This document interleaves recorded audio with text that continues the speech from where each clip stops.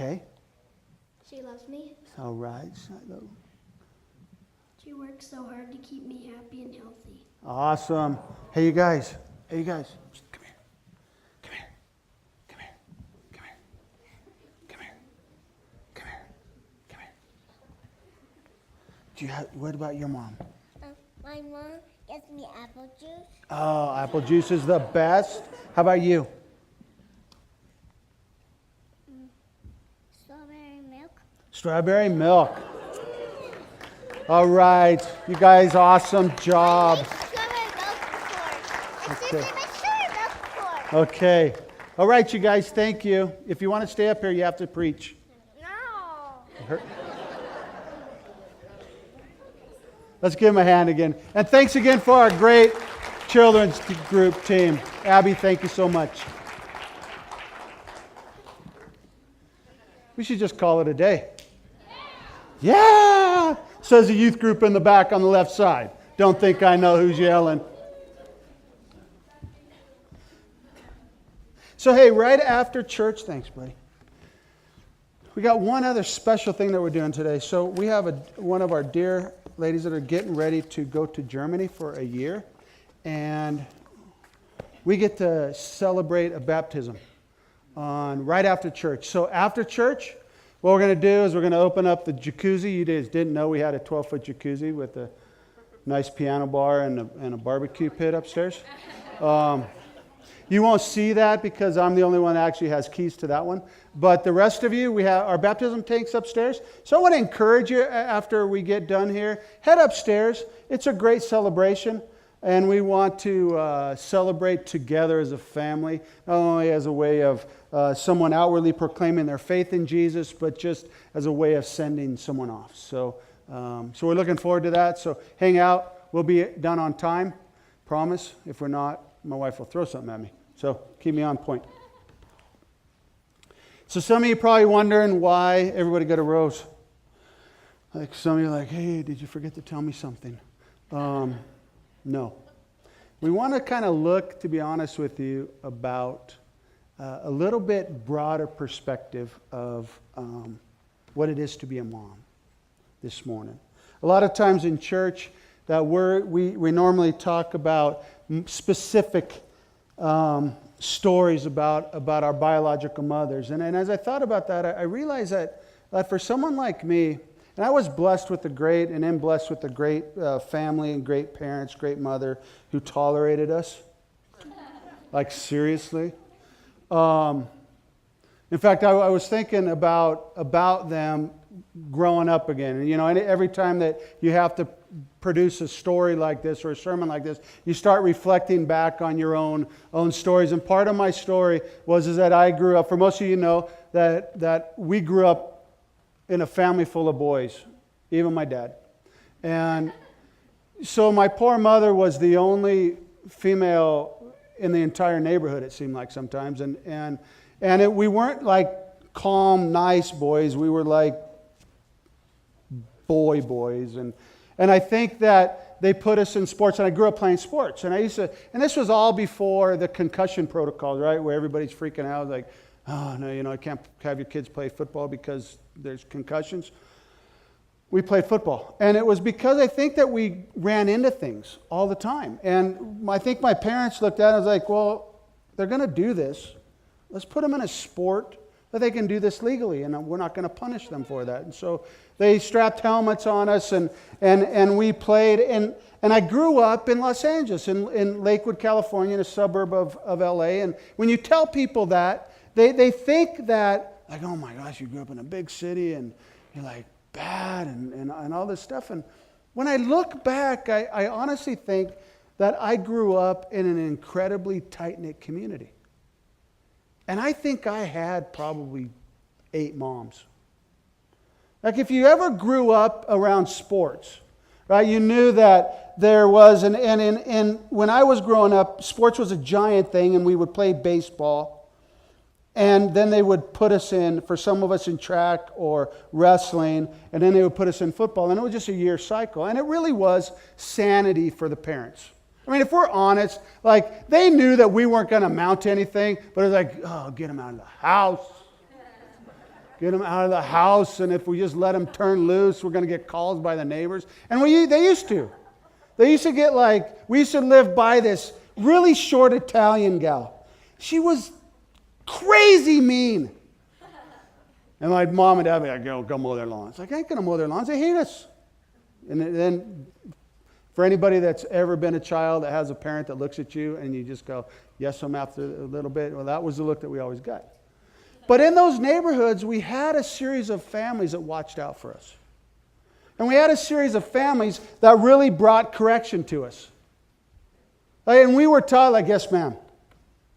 And I was thinking about one in particular, Mrs. Torres.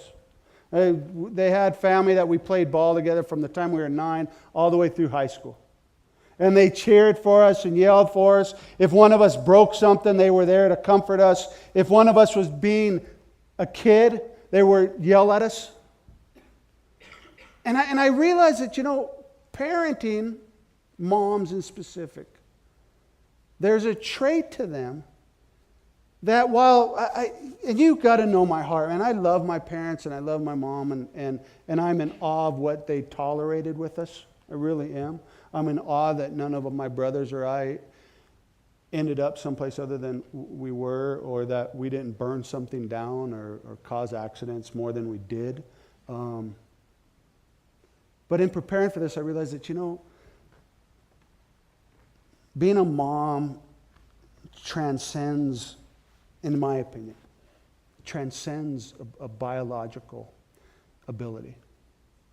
Because I have people in my life that absolutely love kids and don't have them, or don't have them yet, or not able to, or don't have a relationship that facilitates that. But in everything that they are, they're a parent, they're a mom. Right? You see them in our children's ministry. Right? You'll spot them back there, and they're the ones that absolutely love kids. They're the ones that will show up, and they're there helping, and they color with them and hug on them, and their eyes light up when then the kids run to them, and they do check-in and check-out and laugh. You see them at sporting events all the time. They're not the crazy mom that's like freaking out because their kid didn't go D1. They're just like the mom that always has snacks. Right? Is always like, yay! Knows every kid on the team, even the ones that sit on the bench. They're the ones that in church are always there to serve. And I think motherhood at its core transcends.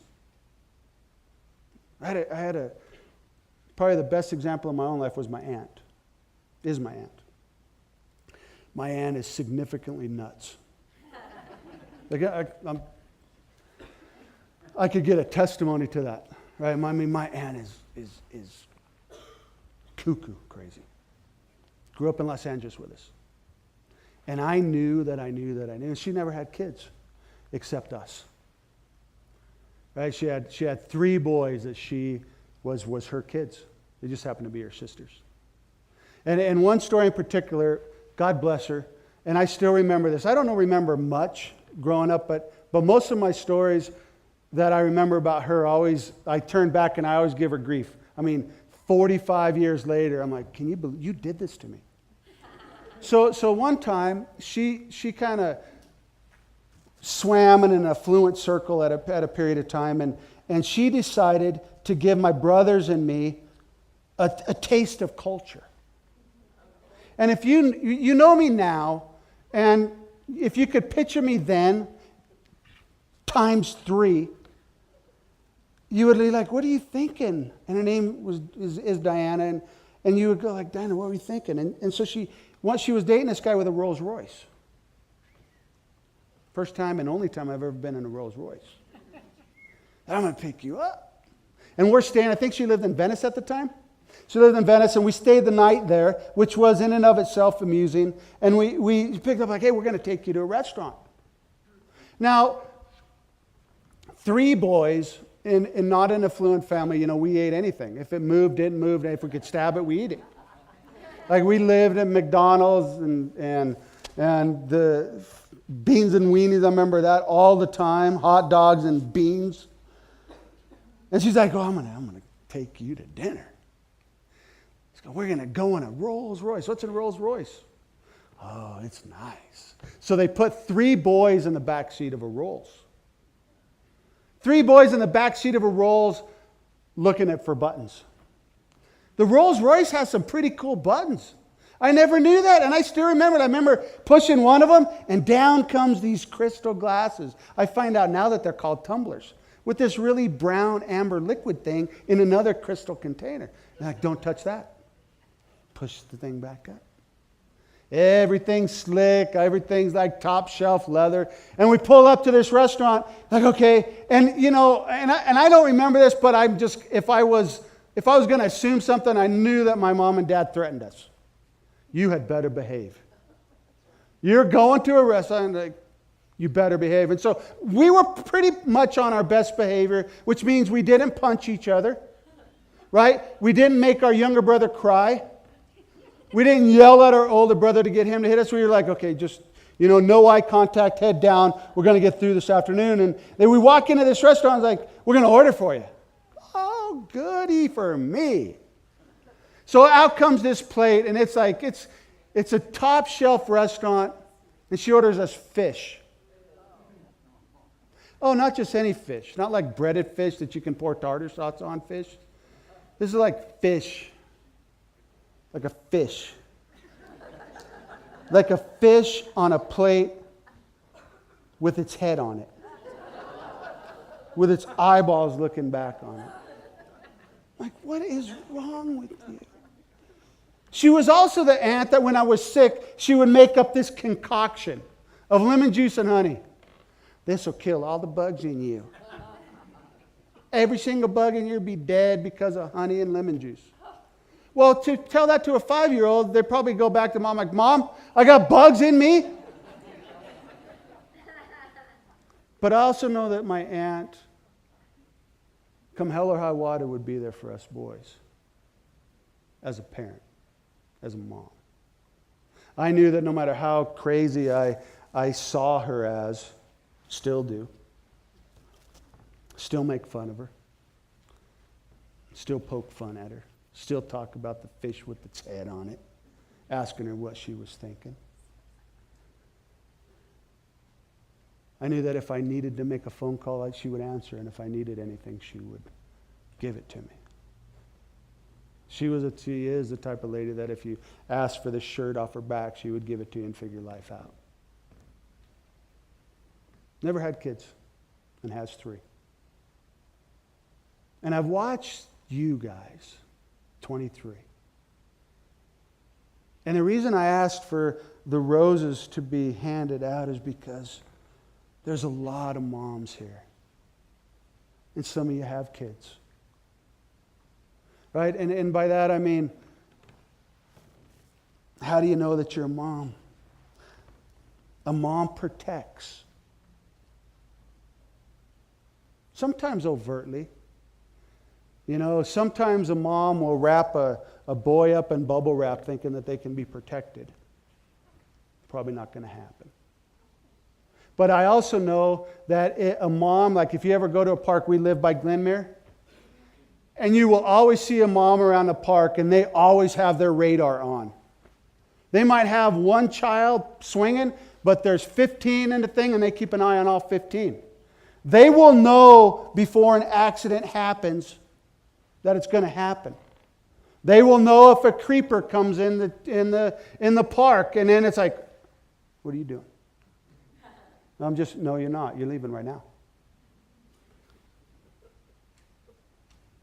Right? Yep. There's a section in Matthew where Jesus looks and stands on the hills of Jerusalem.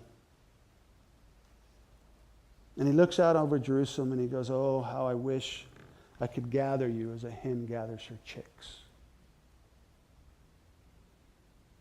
You see, moms aren't limited to just biological, and the traits of a mother exist in God.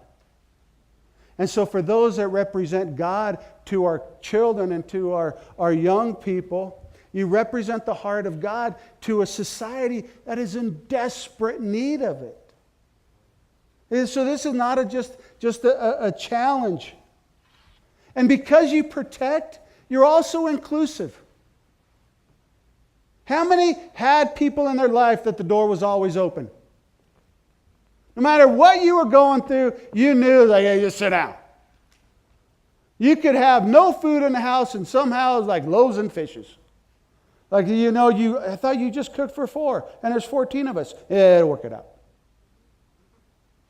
I used to be in a town where we just knew that the group of us and the families of us, if I went to the Torres family, I knew that I'm like, hey, I'm a Torres today.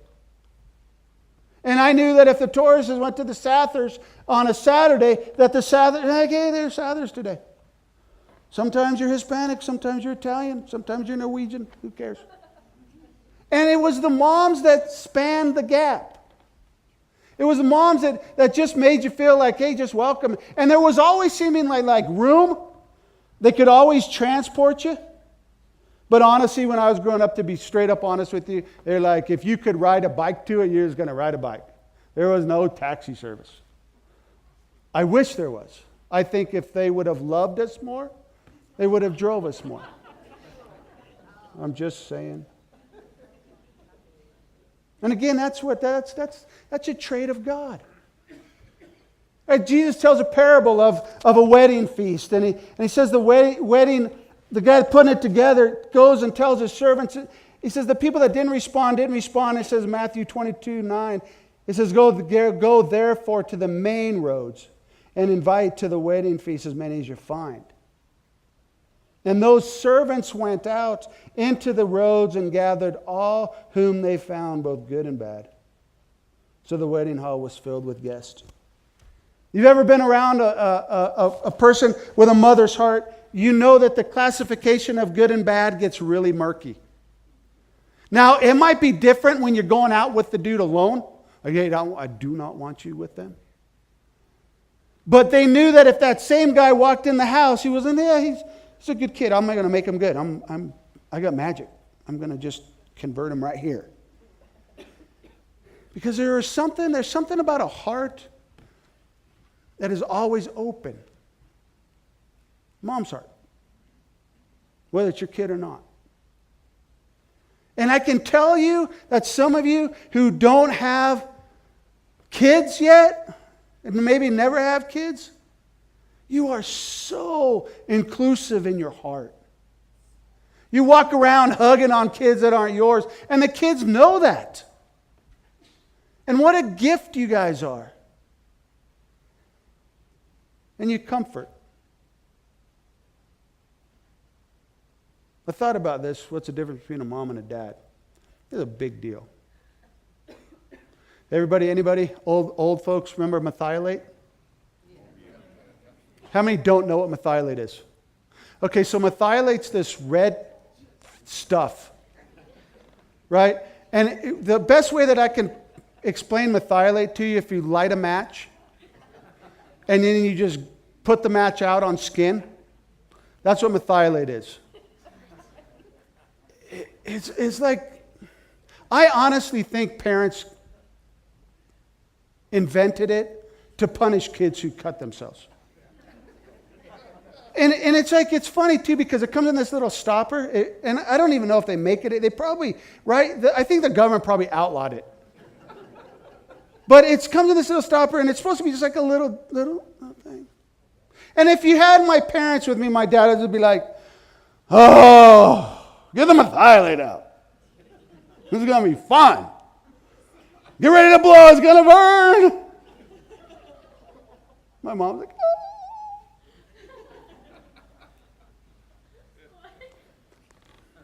Literally, for those of you that don't know what it is, I'm going to buy a bottle. We'll get a little small incision, and I'll just put it on the cut. And then you'll understand that illustration. And you'll understand the difference between compassion and dads. Because a dad just like, it's going to stop here shortly. The match's going to burn out. You have a scar, but you won't have any infection. Comfort's an amazing thing. And again, it is a character trait of God. It says Isaiah God says, as a mother comforts her child, I'll comfort you, and you will be comforted in Jerusalem.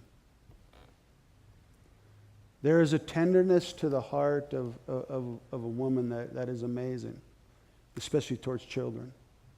There is someone that is able to see past the immediate and look, and they're the ones that will listen. And honestly, if a dad hears somebody hurting, what does a dad do? I'm going to fix it. Okay, tell me when you're done crying so I can give you 4 quick steps to fix your life. And a dad will mean well. We do. But we fix things. And a mom will hug. And sometimes God at times will just sit and he will just listen to us. I didn't do that. Other thing is sacrificial.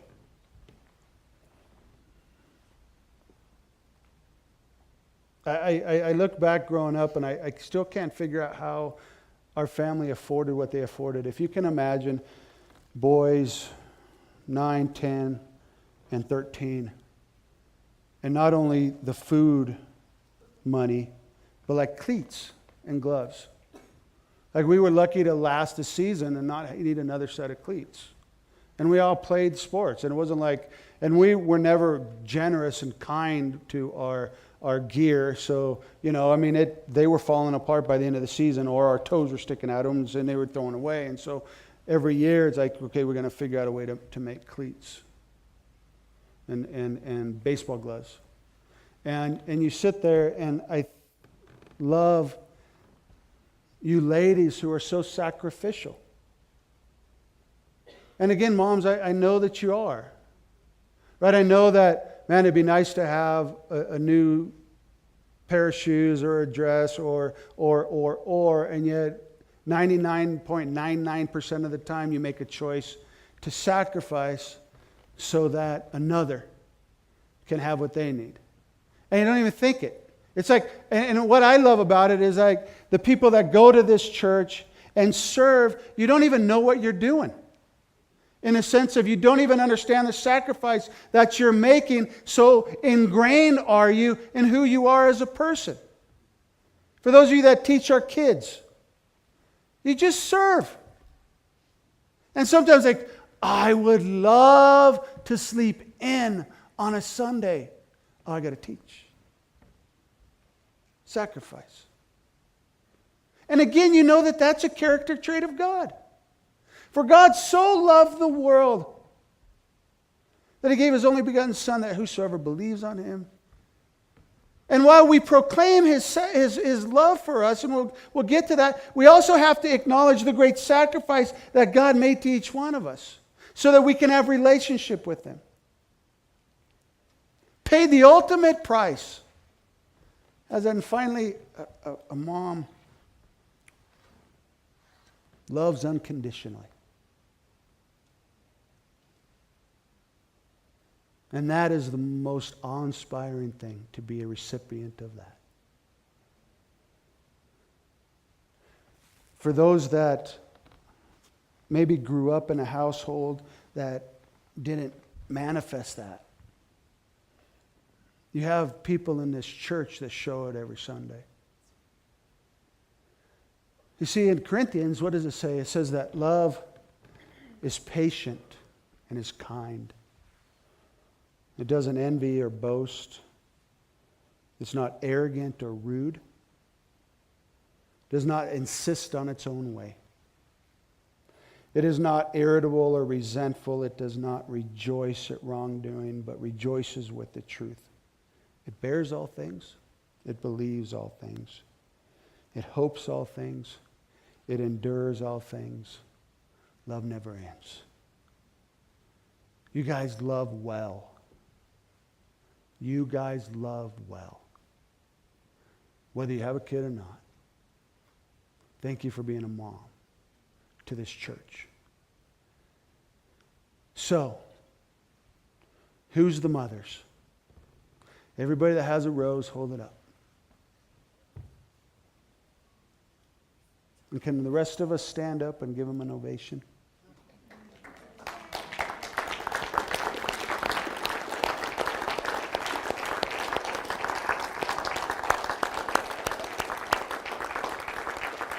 All right. Thank you for being who you are. Thank you for being patient. Thank you for being sacrificial. Thank you for loving well. Thank you for representing Jesus to a world in desperate need. Can I pray with you and for you?